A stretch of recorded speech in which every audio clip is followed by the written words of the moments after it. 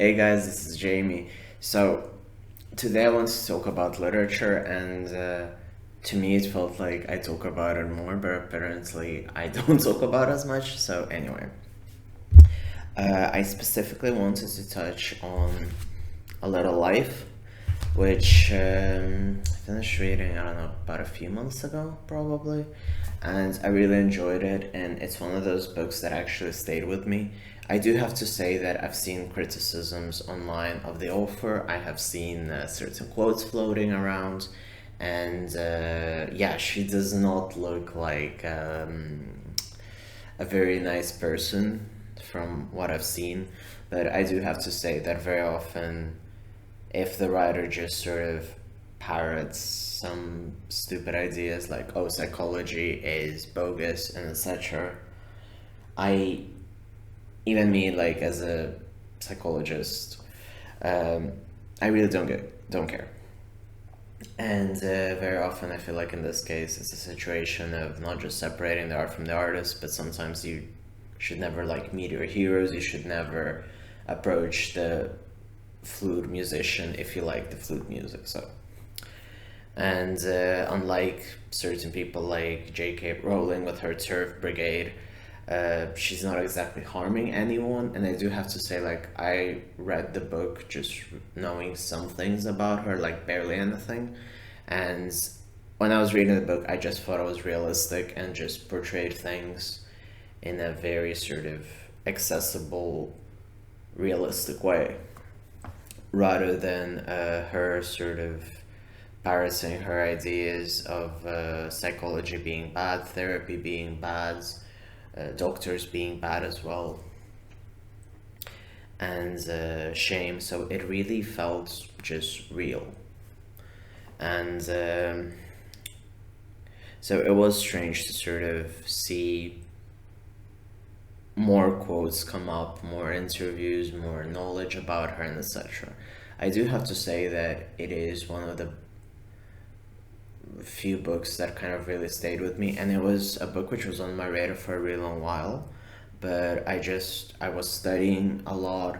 I was obviously reading more specialized literature. I had other books that I wanted to read, so I ended up postponing this one for quite a few years, and I finally read it now. And also the fact that I might go to a book club and they're going to be discussing it, so I figured, considering that I finished it a few months ago, it's good for me to like revise, and I was thinking about it recently as well. So anyway, I want to say that it does feel a bit that the main couple, obviously, you know that Jude has more attraction towards men and has always been with men, and obviously his love interest. I don't know if this is spoilery or not, because like they become a couple sort of very late into the novel, so I don't know how spoilery people want this to be. But regardless, I have to say that it still feels very bit straight-ish people depicting a gay relationship, which kind of comes uh, more real in the perspective of that obviously people who might not think about men or in a gay way sort of end up in relationships. And I do have to say that homophobia isn't as addressed as it is, and you do sort of, there is the fair criticism of they have very privileged, obviously, upper class lives, but at the same time, I found it, I guess, relatable in the perspective, specifically Jude, because I went through psychological abuse growing up, and it was very difficult. And I'm very happy that I read the book at the point in time which I did, where I was distancing myself from my family and cutting them off, and I had the belief of good things shouldn't happen to me, and sort of seeing people tell Jude, you know, that you had terrible 16 years of your life, and then everything goes fine, and sort of it's okay to understand that maybe you lived the bad parts of your life, so it's fine to enjoy the rest. And that really struck with me. And obviously, I did not have physical abuse, but I went through my own sort of set of issues. So it feels weird, sort of, to see people say, oh, this is like trauma porn or whatever, because lives can often be shit, specifically when you're growing up, when you're a teenager, when you're a child, and stuff like that. And on the opposite, I am very happy that this book, despite this problematic offers a more realistic, a more nuanced, a more looked into, and just an overall great book, which happens to have gay people sort of the also, like, there's a lot of people of different race. It shows New York, and sure, it shows upper society in New York, but it still sort of shows a very sort of melting pot, many sexualities as well, and it shows the way sort of it is. I imagine. I mean, I can't exactly say like, yeah, this is from my personal experience, but I prefer this, and I prefer a tragic novel by far than by something superficial. And I do understand that you can do a criticism, sort of like when I complain about like Heartstopper, or some cis girl which writes, some cis straight girl which writes about gay men, and it's like, haha, who's the top, who's the bottom.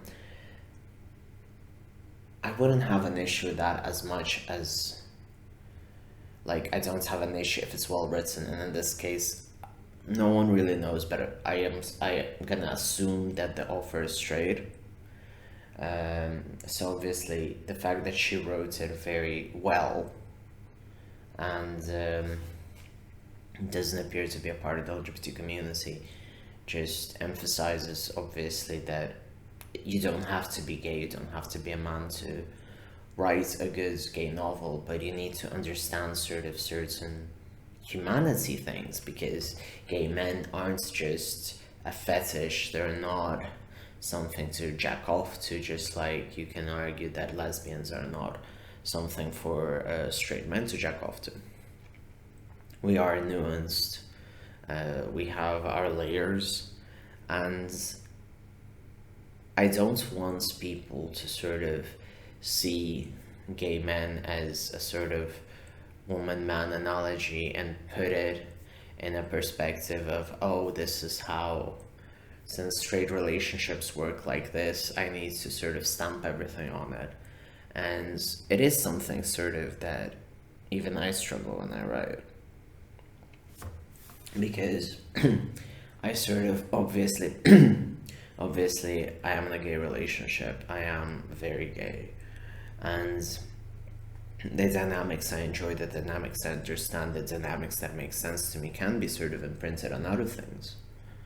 Like when I write as well, or like when I assess other things, and that is sort of the perspective, but obviously I try to sort of step out of those shoes and think, okay, I'm writing like a straight couple or whatever. So obviously I really appreciate when someone does it well, or does it from a perspective of, okay, like one of the characters like had some flings with men, or like slept, but there wasn't anything serious, and considered himself straight besides the relationship with Jude. So I do have to say that it is important to still sort of keep that in mind, play it out, word it really well. And I just really enjoyed the book. And I really hated, sort of before I even picked it up, seeing online people arguing that Heartstopper is better, or Red, White, and Royal Blue, whatever the fuck that is.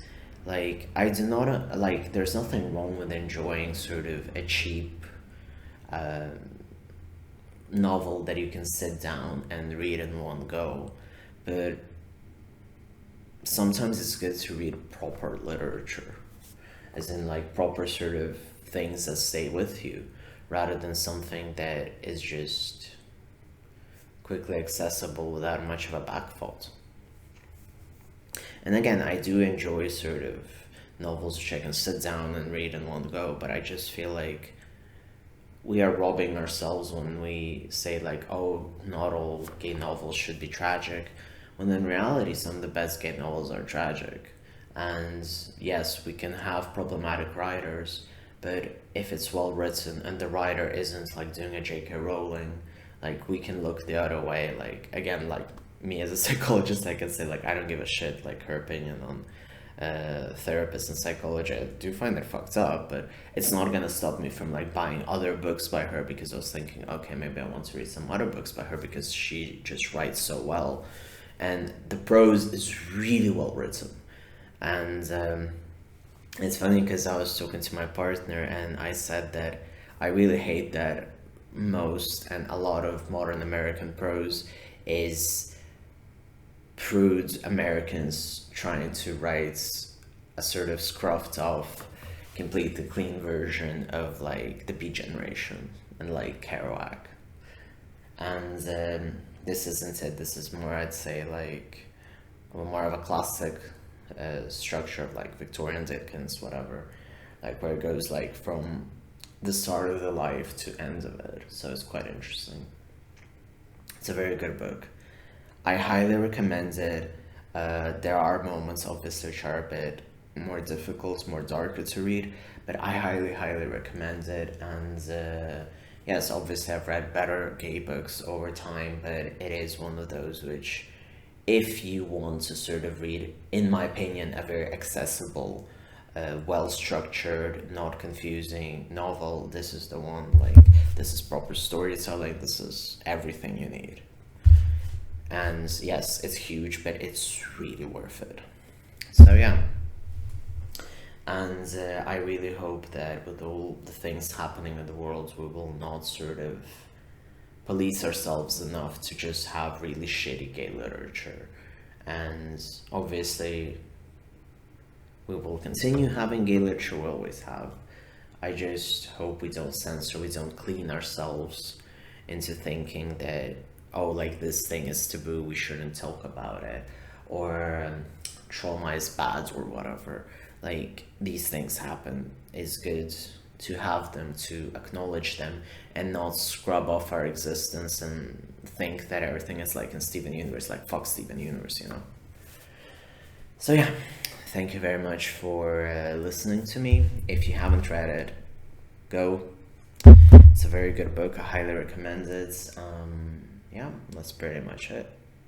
Thank you very much for watching. I appreciate all the support. I hope you've been enjoying me stealing my partner's microphone. And please feel free to subscribe. If you enjoyed this video, please feel free to share it. If you want to sort of tell someone to go read a book, or like why Heartstopper sucks, you can send this video and end up in a fist fight. So yeah. Feel free to leave a comment, feel free to click the like button. Thank you very much.